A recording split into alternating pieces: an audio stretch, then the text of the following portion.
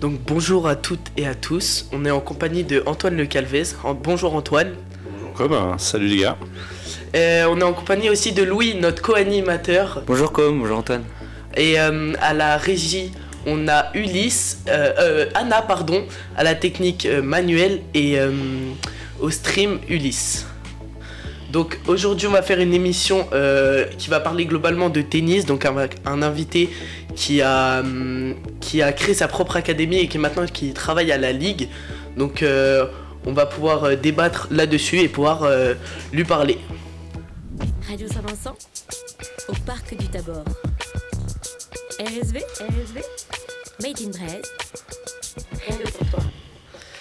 Et tout de suite, on écoute Ninho avec son titre Réfé, fait en 2021.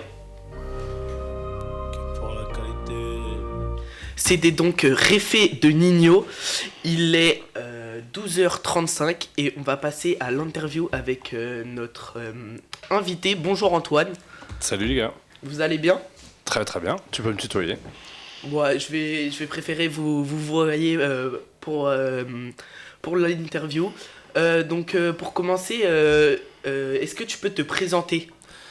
Eh bien avec plaisir, Antoine Le Calvez, 50 ans, voilà, et je suis prof de tennis. Parfait, merci beaucoup. Et quel est votre métier, ce que vous faites et ce que vous avez fait avant par exemple ? Eh bien, actuellement je travaille pour la Fédération Française de Tennis. L'intitulé exact de mon poste c'est conseiller technique régional, donc c'est assez pompeux, mais dans les termes, je suis chargé de déployer la politique sportive sur le territoire régional donc, de la Ligue de Bretagne.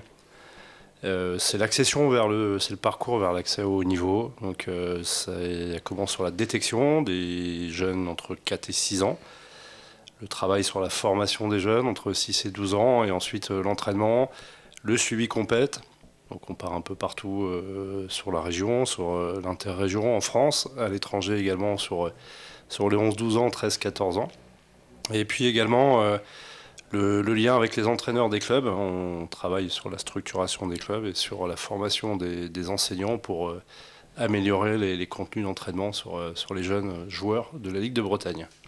Et qu'est-ce que vous aimez dans ce métier ? Pourquoi vous avez décidé de faire ça ? Alors pour plein de raisons, hein. Depuis que je suis jeune, je suis passionné de sport, divers sports, et puis j'ai découvert le tennis un peu par hasard, à la télé comme tout le monde, à Roland-Garros, dans une époque assez lointaine, hein, les années 80, que vous n'avez pas encore connu. Et puis de fil en aiguille, j'ai fait des études d'histoire-géographie, et puis j'ai eu l'opportunité de passer mes premiers diplômes d'enseignant de tennis, de brevet d'État. J'ai travaillé en club et puis j'ai aimé ce contact relationnel, humain, avec tous les publics, du petit garçon, de la petite fille de 4-5 ans qui arrive au club, au monsieur de 70 ans, et tous les niveaux de jeu. Donc j'aimais beaucoup cette relation humaine dans les clubs. Et puis après, j'ai vogué vers d'autres cieux, notamment au niveau de la Ligue de Bretagne et de la Fédération. Et ça m'a permis d'entraîner à haut niveau. Et puis, moi, ce que j'aime, c'est les rencontres et puis le fait de ne pas travailler en bureau. Là, j'aime bien bouger. Et il n'y a aucune routine dans ce métier puisqu'on est dans des lieux différents un peu tous les jours et on se balade beaucoup. Parfait, merci beaucoup. J'allais vous demander votre parcours, mais vous l'avez un peu dit. Il me semble que vous avez fait aussi, vous avez créé votre propre académie qui se situe à Passé. Oui, absolument. J'ai eu plusieurs métiers ou plusieurs employeurs. J'ai travaillé au tout début dans un club. Mon club natal de Tréguier, ensuite j'ai travaillé dans le club de Lannion, j'ai travaillé pour la Ligue de Bretagne de tennis dans un premier temps, et ensuite en 2019, j'ai créé une académie.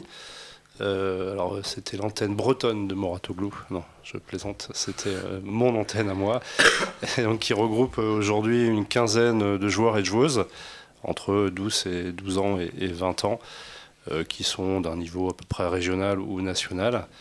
Et effectivement, on s'est installé à Passé avec toute une équipe de plusieurs coachs, de préparateurs physiques, il y a une équipe médicale. Donc on essaye d'accompagner les projets de haut niveau des Bretons et des Bretonnes. Et également d'autres joueurs et joueuses qui peuvent venir, certains viennent de Saint-Pierre-et-Miquelon, d'autres du Congo, certains du Mans. Donc on est un peu multiculturel et c'est aussi ce plaisir-là. Et est-ce que vous pouvez nous décrire concrètement ce que fait un jeune dans votre académie? Comment se répartit le temps de travail, le temps de tennis par exemple? Eh ben, ils ont un double travail parce qu'ils sont également scolarisés, mais pas comme vous physiquement, ils sont avec le CNED. Parce que les journées d'entraînement, là, je vais prendre un exemple d'un joueur qui est né en 2009, donc qui est d'un niveau national, il est classé 1-6. Ses volumes d'entraînement, c'est à peu près 2 fois tennis dans la journée, donc 2 fois 2 heures, plus une session physique d'1 heure et demie. Donc vous faites le calcul, hein. Et tout ça en journée. Et puis il a des tranches de cours en visio via Academia. Donc il a une journée bien chargée. Et l'idée, c'est de pouvoir terminer sa journée à 18-19 heures, à la fois scolaire et tennis. Donc ils ne chôment pas dans la semaine, et tout ça du lundi au vendredi, et le week-end en général les compétitions. Et j'imagine que ce jeune homme dont vous prenez l'exemple part en compétition durant l'année. Et comment se passe une semaine type de compétition, le trajet, le déplacement ou même l'hébergement? Eh ben, tu crois pas si bien dire. Aujourd'hui, il prend l'avion direction Varsovie. Il va en Pologne pour faire un tournoi junior sur le circuit mondial ITF. Donc là, il part avec un coach. Il va enchaîner 2 tournois en Pologne. Concrètement, il y a un tableau de simple, un tableau de double, et c'est à élimination directe. Donc le tournoi, il peut durer 6 jours comme il peut durer une journée. Et puis et ensuite, tu fais tes valises pour rentrer ou pour enchaîner sur le tournoi d'après. Et là, vous nous avez parlé un peu du trajet en avion, donc on imagine que c'est un coût assez important. Est-ce que vous recherchez, vous avez même des sponsors pour accompagner vos jeunes vers le plus haut niveau financièrement parlant? Alors oui, il y a quelques sponsors, notamment équipementiers, qui aident des jeunes au niveau des raquettes, parce que par exemple Timo, il a 8 à 10 raquettes, plus les cordages, où il casse à peu près toutes les heures, les chaussures qui changent 2 fois par mois, et tous les habits. Donc les équipementiers sont aidants. Et après, les parents gèrent plutôt, font des appels à des partenaires qui peuvent défiscaliser au niveau des impôts le don qu'ils font. Et ça permet de financer une saison qui, par exemple, pour un jeune comme ça, tourne autour de 25-30 000 euros pour l'année, entre l'entraînement et la compétition. D'accord, et par exemple, vous nous avez parlé d'entraîner à haut niveau. J'ai fait un lien avec ce jeune dont vous prenez exemple. Le but concret dans sa carrière, dans sa vie, c'est de le mener au très haut niveau tennistique. Bah c'est son rêve, oui. Après, on a toujours un plan A, un plan B, voire un plan C, puisque la vie est pleine de surprises. Donc j'imagine, pardon, je vous coupe, le plan B ou plan C, c'est les cours avec le CNED. Bah, non, oui, en fin de compte, le plan B, c'est s'il ne va pas sur le circuit, ou alors qu'il y va, mais qu'il n'accède pas aux 200 meilleurs mondiaux qui permettent vraiment d'en vivre, c'est de partir aux États-Unis, de continuer ses études grâce au tennis. Parce que là-bas, il y a un système universitaire qui permet de continuer à s'entraîner tout en ayant des études payées par l'université. Et ensuite, il y a une industrie du tennis qui permet de travailler. Donc on peut être professionnel, mais aussi on peut être coach pour la fédération, pour les ligues. On peut travailler pour les marques. On peut travailler pour la fédération en tant que juriste, informaticien. Enfin, il y a vraiment beaucoup de métiers. Et tout ce réseau du tennis, une fois qu'on a été un bon joueur, une bonne joueuse, permet de réintégrer un circuit professionnel lambda. Voilà. Et qu'est-ce qui fait la vraie différence entre un joueur bon et un joueur à haut potentiel? Ouais, il y a plein de facteurs pour être un très bon joueur ou une très bonne joueuse de tennis. Je pense que déjà, la finalité du jeu, c'est l'opposition. Donc il faut avoir une force intérieure pour pouvoir battre l'autre. Voilà. Donc ça, c'est déjà, pour moi, l'essentiel dans la compétition, parce que certains joueurs ou joueuses frappent très bien la balle, mais ce rapport au duel, c'est pas dans leur gène ou dans leur éducation. Et d'autres sont... par exemple, je vais prendre Timéo qui, vu d'extérieur, est tout calme, tout gentil, et sur le terrain, voilà, il rigole pas, même s'il reste courtois, mais il a une force intérieure qui lui permet de battre son concurrent. Donc je pense qu'il y a vraiment ça. Et puis après, c'est un sport quand même qui nécessite une bonne coordination, un bon œil, et puis il faut aimer le jeu, quoi. C'est quand même un jeu où on joue avec l'autre, où on joue avec la balle. Donc il faut être à la fois joueur et à la fois un vrai compétiteur. Et est-ce que vous avez eu la chance de côtoyer des joueurs ou même d'entraîner des joueurs qui ont pu justement atteindre ce top 200 français? Oui, j'ai eu cette chance-là d'accompagner un parcours de formation. Donc, à l'époque, je travaillais pour la Ligue de Bretagne. Et j'ai rencontré Clara Burel, hein, qui avait 7 ans à l'époque. Donc, je l'ai entraînée pendant 7 ans au sein de la Ligue de Bretagne. Et puis ensuite, elle est partie à Paris, à l'INSEP, au CNE. Et elle a été 40e mondiale. Et là, malheureusement, en 2025, elle a eu une très très grave blessure au genou. Et puis là, elle est en train de revenir sur le circuit. Donc j'espère qu'on va la revoir très bientôt. Et à Roland-Garros, notamment. Est-ce que vous avez eu un moment marquant, positif ou négatif, hein, qui résume bien cette aventure que vous avez eue dans l'académie? Alors, aujourd'hui, j'y étais pas, mais aujourd'hui, il y a une joueuse de l'académie qui participe au plus grand tournoi du monde, 14 ans, qui est à Tarbes. C'est ce qu'on appelle le mondial des petits as. Et donc, elle est classée 15-1 et elle vient de gagner à 3-6 ce matin, donc ce qui est une énorme performance, puisqu'il y a 15, 5, 6, il y a 4 niveaux au-dessus. Donc, c'est pas tous les jours. Et voilà, ça, c'est un bon moment, le fruit du travail de toute l'équipe sur un événement comme ça. D'accord. Et je me permets de revenir sur quelque chose que vous avez dit en amont de l'interview. Vous dénichez des jeunes talents donc de 4 à 6-7 ans lors de cette période de détection. Comment faites-vous pour les dénicher, les retrouver ou même les observer? Vous allez dans les clubs, regardez les matchs, j'imagine? Alors, on a tout un réseau d'enseignants dans les clubs qu'on connaît, voilà, qui nous signalent des enfants. On organise aussi des compétitions pédagogiques, vraiment des prémices de match où on observe et on fait des journées de détection. Donc, on a une le 7 février sur toute la Bretagne. On a 3 sites, un à Brest, un à Pontivy et un à Rennes, où on réunit à peu près 70 enfants entre 5 et 7 ans sur cette journée-là. Donc, on observe l'enthousiasme, voilà, les qualités physiques et puis surtout la personnalité, l'enthousiasme, le plaisir qu'ils ont à jouer, parce que pour devenir un professionnel ou une joueuse professionnelle, aujourd'hui, vous voyez mon fils qui arrête sa carrière, qui fait sa dernière saison, il a 40 ans, il a commencé à 5 ans, donc vous faites le chemin, il y a 35 années de tennis, donc il faut vraiment être passionné, et je pense que c'est vraiment pour moi le premier critère de détection, c'est l'enthousiasme et la passion de l'enfant. Donc je rappelle juste à nos auditeurs qu'on est avec Antoine Le Calvez, donc, qui travaille à la Ligue et qui avait son académie avant. Antoine, j'ai 3 petites dernières questions.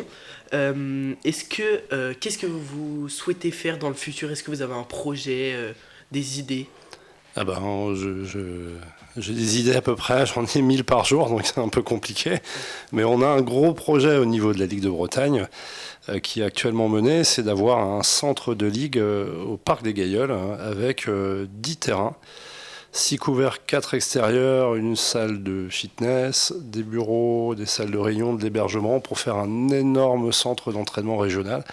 Donc le président de la Ligue de Bretagne, Monsieur Piriou, est en train de mener le projet et puis on espère le voir sortir de terre d'ici 3 à 4 ans à l'horizon 2028-2029, ce qui nous permettrait d'avoir un outil de travail exceptionnel pour réaliser toute une filière d'entraînement à Rennes de 5 ans à 20 ans, réunis au même endroit, parce qu'il faut savoir que les infrastructures, la qualité des infrastructures et l'unité de lieu est vraiment essentielle pour pouvoir mener à bien des projets de haut niveau.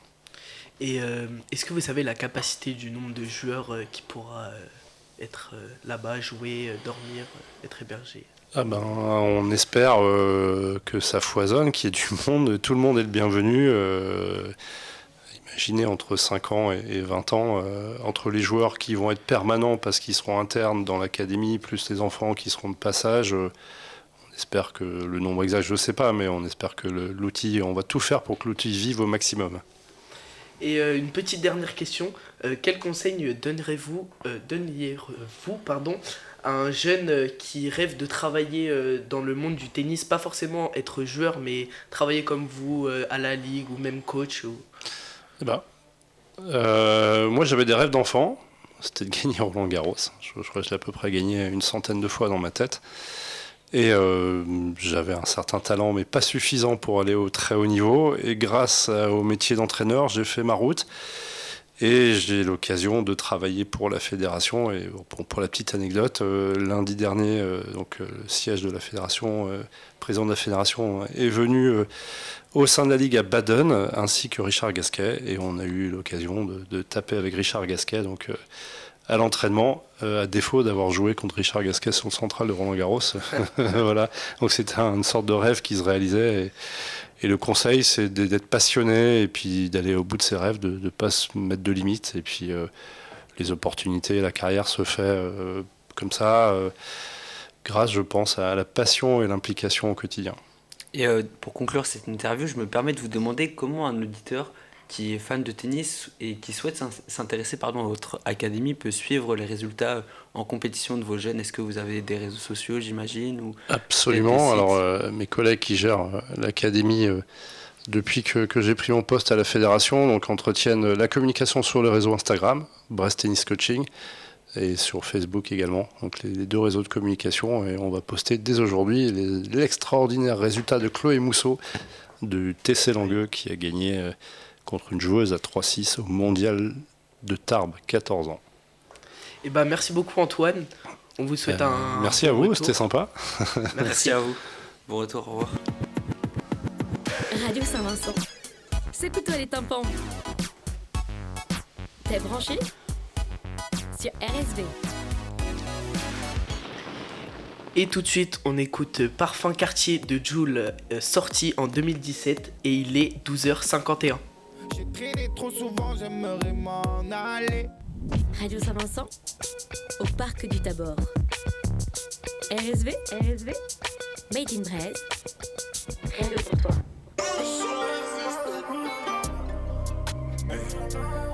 Et c'était Mode Avion de Tiakola en feat avec Niska et Gazo. Radio Saint-Vincent, au parc du Tabor. RSV, Made in Brest, rien que pour toi. Et tout de suite, on écoute Louis Février qui va pouvoir nous parler un peu plus du tennis et nous dire qu'est-ce qui s'est passé à Roland-Garros, quel est le meilleur joueur avec plus de titres. Alors, comme a énoncé notre invité Antoine Le Calves, gentiment avec Richard Gasquet, notamment l'un des grands 3 mousquetaires de tennis français, on va se plonger dans l'un des moments les plus attendus de l'année pour un fan du tennis, qui est Roland-Garros, le temple de la terre battue, et Rafael Nadal, l'homme qui a réécrit l'histoire de ce tournoi. Alors Roland-Garros, c'est bien sûr plus qu'un tournoi, c'est un lieu mythique où chaque match est une bataille, chaque point compte, et où le public devient une partie intégrante du jeu. Et au cœur de ce temple, il y a un roi incontesté, Rafael Nadal, le taureau de Monacor, son lieu de naissance. Sur la terre battue parisienne, Nadal n'a pas seulement gagné, il a écrasé les records. 14 titres à Roland-Garros, des matchs qui ressemblent à des marathons et cette capacité unique à revenir encore et encore, même quand tout semble perdu. Quand il joue ici, il ne se contente pas de taper la balle, il dicte le rythme, il fait plier ses adversaires et transforme la patience en art. Chaque édition de ce tournoi avec Nadal était une leçon de technique, de résilience ou encore de mental d'acier. Même quand il a mal, même quand le sort lui semble contre lui, il trouve ce petit quelque chose qui va faire la différence en sa faveur. Ses défaites sont rares, mais elles nous rappellent ô combien c'est important de mériter chaque victoire. Quel est le plus fascinant chez Rafael Nadal ? Alors pour Rafael Nadal, après toutes ses victoires, il continue tout de même d'inspirer. Lui qui a pris sa retraite l'année dernière, les joueurs continuent de le regarder. Les fans retiennent son souffle à chaque revers, même lors d'un résumé par exemple. Chaque passing était incroyable ou encore chaque coup droit implacable. Roland Garros, avec Nadal, ce n'était pas juste du tennis, c'était de la magie, une légende qui s'est créée en direct. Alors sans Rafael Nadal, c'était une autre tournure de tournoi qui a pris part dès l'année dernière, mais qui nous ouvre vers une nouvelle décennie de tennis. Alors oui, chaque édition nous rappelle pourquoi on aime ce sport de raquette, pourquoi on se lève tôt, pourquoi on retient notre souffle devant un match. Parce que quand Nadal joue à Roland-Garros, c'est l'histoire du tennis qui se raconte. Et pour les prochaines années, une seule question reste en tête des fans. Jusqu'où ce monstre de la Terre pourra être battu ? Peu importe la réponse, une chose est sûre, chaque point, chaque set ou encore chaque victoire de Nadal est et restera gravé dans les mémoires de chaque fan de tennis lorsqu'on énoncera le nom de Roland Garros. Merci beaucoup Louis. Bienvenue à Rennes. Pourquoi Rennes? Le beurre, la galette, le beurre, la galette. Je venais à Rennes, donc je voyais ce bâtiment là. Radio Saint-Vincent, au cœur de Rennes Métropole. Et tout de suite, on écoute La Kiffance de Naps de l'album Les Mains Faites pour l'Or en 2021. Il est 13h ici à Rennes avec un beau ciel bleu. Bonne écoute.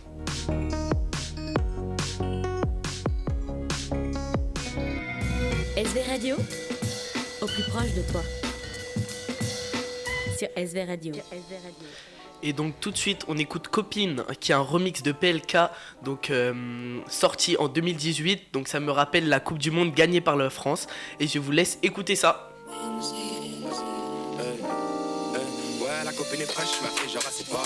Bienvenue à Rennes. Pourquoi Rennes? Le beurre, la galette, le beurre, la galette. Je venais à Rennes, donc je voyais ce bâtiment là. Radio Saint-Vincent, au cœur de Rennes Métropole. Et tout de suite, on écoute Angela de Attic. Donc Attic, qui est aussi comédien, qui a fait Validé. Est-ce que Louis, vous avez regardé Validé? Oui, tout à fait, j'ai eu la chance de regarder la première saison sur Canal. Parfait, merci beaucoup Louis. Et donc, vous avez écouté Angela de Attic, de son album Chaise pliante. Craquons la musique. SV Radio te lâche le tube du moment.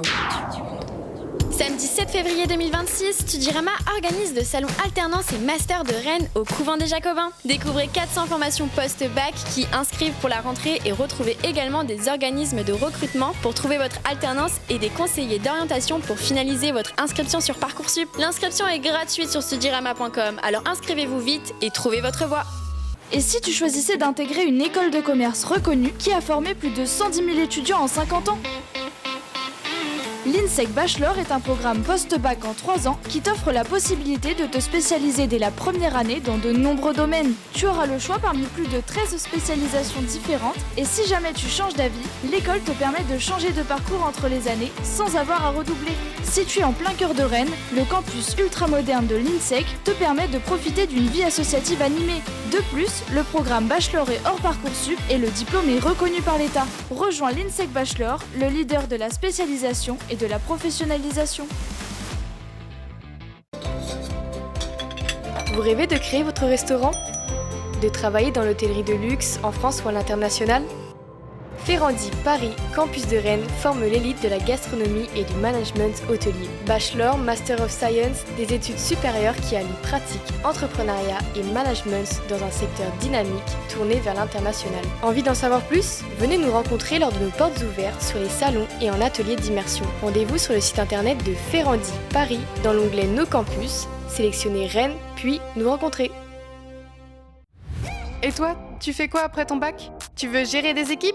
Prendre des décisions et apprendre tout en construisant ton CV?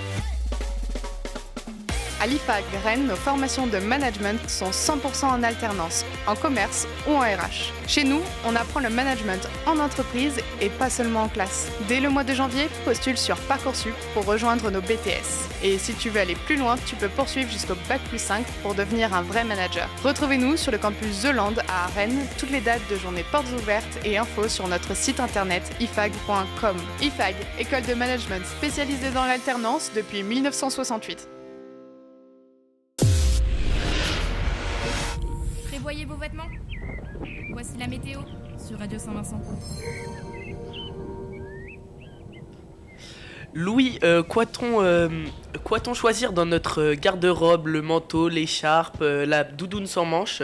Je vous laisse parler du temps les prochains jours. Et juste avant de faire ma météo, vous n'êtes pas français, dites-moi, comme c'est pas votre langue natale le français. Quoi-t-on? Je connais pas du tout cette expression, je suis désolé. Bon bref, alors à Rennes, ici où nous nous trouvons, on va prendre le cap sur vendredi et ce week-end qui va suivre notre belle journée du jeudi. On va rentrer dans une vraie ambiance d'hiver bretonne. Vous savez, celle qu'on aime et qu'on apprécie même si on peut la redouter. Alors vendredi, le réveil sera frais, autour des 4 degrés, avec des nuages et de la brume par moment pour accompagner notre petit déjeuner. Des averses légères le matin et l'après-midi rythmeront cette journée, avec un maximum en température d'environ 9 degrés Celsius. Mais rien d'extraordinaire, il faudra prévoir une bonne veste imperméable si tu sors. Alors samedi, il y aura tout de même une belle amélioration à noter. Un ciel particulièrement ensoleillé ou encore variable. Beaucoup moins de pluie, le temps sera sec la plupart du temps et les températures seront autour des 8-9 degrés dans l'après-midi. Donc c'est assez frais et acceptable pour une bonne balade en famille. Alors dimanche, si vous allez à la galette des rois de votre club de tennis, vous aurez un petit peu de nuages sur le trajet avec quelques averses possibles, mais globalement le temps sera sec et stable par moment, toujours autour de cette même température de 8 à 9 degrés Celsius maximum. C'est un week-end d'hiver typique, le ciel change, assez doux pour la saison, sans gros coups de vent ou gros orages. Donc pour rappel, pour finir, vendredi frais, humide, mais on remonte un petit peu la barre samedi avec de meilleures conditions et dimanche, on garde cette dynamique sans mauvais temps généralisé. Et niveau sensation, on reste sur des températures d'hiver. Merci Louis, et je vous assure que je suis bien français. Par contre, vous, je ne sais pas. C'était votre météo avec Radio Saint-Vincent.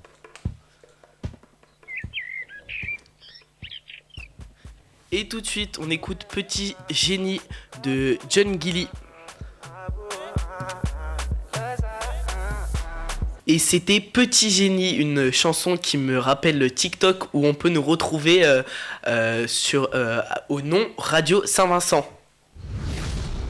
Votre horoscope du jour sur Radio Saint-Vincent. Et Louis va nous présenter maintenant l'horoscope du jour. Alors, on démarre en ce jeudi avec les béliers. Aujourd'hui, on vous pousse à agir mais pas dans la précipitation. Canalisez votre énergie et vous gagnerez du temps. Les taureaux, une journée assez stable, mais c'est le bon moment pour régler un truc concret, quelque chose d'administratif, encore financier. Donc, passez à l'action. Les gémeaux, beaucoup d'échéances aujourd'hui. Attention à ne pas trop parler. Écouter une info importante peut tomber. Les cancers, une émotion un petit peu en dents de scie aujourd'hui pour vous. Prenez du recul et tout ne mérite pas une réaction immédiate et instantanée. Pour les cancers, pour les lions, vous allez être en forme en ce jeudi, en ce jour de bac de sport pour les terminales. Profitez-en pour prendre la parole ou vous mettre en avant, on vous remarquera. Les vierges, une organisation au top vous sera accordée. Jeudi est le jour parfait pour avancer sur le travail ou les révisions afin de profiter de son week-end. Pour les personnes balance, il y aura un petit peu besoin d'équilibre. Ne cherchez pas à plaire à tout le monde, pensez d'abord à vous et à vous-même. Les scorpions, faites confiance à vous et en vos capacités, surtout dans une décision personnelle. Pour les personnes stagiaires, vous allez avoir envie de bouger, de changer d'air. Même une petite nouveauté peut booster votre morale. Les Verseaux, une idée originale vous attend, mais attention à rester réaliste. Une bonne idée vaut mieux que 10 idées floues. Et enfin, pour les poissons, sensibilisez en os, protégez votre énergie et évitez les tensions inutiles. Donc pour résumer, le jeudi peut demander soit du calme, de la concentration ou encore un peu d'audace bien placée pour passer une bonne journée. Alors bonne journée à vous. Pour bien continuer la journée, écoutez votre horoscope sur Radio Saint-Vincent. Les stars se donnent rendez-vous sur Radio Saint-Vincent.